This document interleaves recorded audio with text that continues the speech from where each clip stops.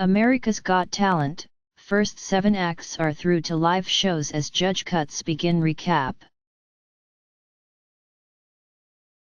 The first 6 weeks of America's Got Talent have been filled with excitement and countless insanely talented people, but now acts sadly have to be sent home. 20 acts faced Simon Cowell and the rest of the judges, including guest judge Neo, in hopes of getting one of the 7 live show spots in week 1 of judge cuts. So who made the cut in the first week of eliminations? First up was illusionist Hara, who performed an intense routine involving fire, swords, and Hara himself locked in a little box. The look of fear on the judges' faces proved just how nerve-wracking Hara's act was, so when he managed to escape and shock them all right in front of the judges' table, they couldn't help but give him a positive review. Phillippe and Marie-Lee, the exes that got the judges' attention because they still work together, wowed everyone once again with an incredible dance routine. Their chemistry was undeniable, and Simon even called it a gold medal performance. Family band Edgar sang a powerful acoustic rendition of the Beatles' Let It Be, and their harmonies were so amazing the performance gave me chills.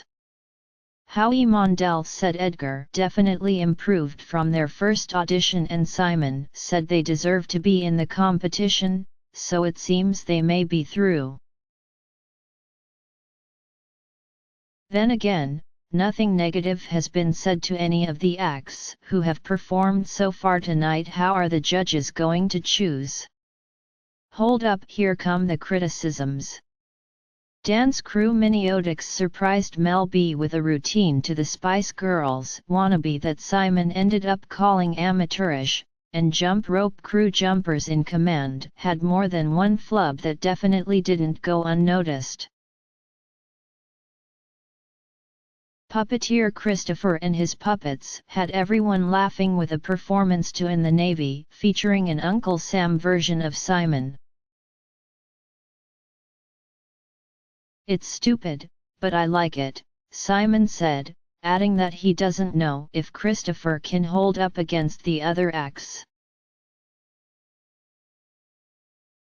But all the judges still seemed to enjoy it, so who knows what his fate is. The youngins of the night, 14-year-old singer Brennley Brown and 13-year-old comedian Lori Mae Hernandez, took the stage back to back, but one stood out over the other.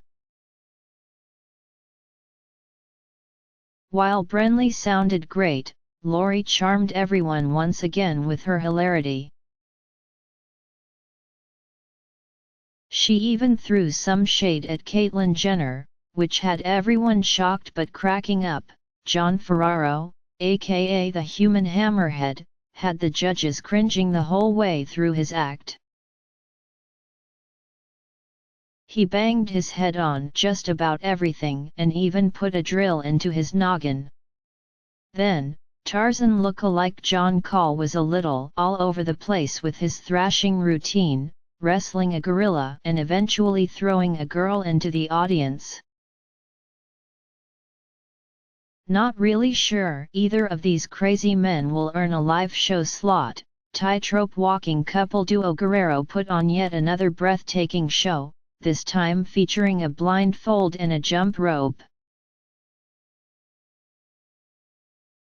And to top it all off, literally, they balanced on each other while walking the rope for an epic finish.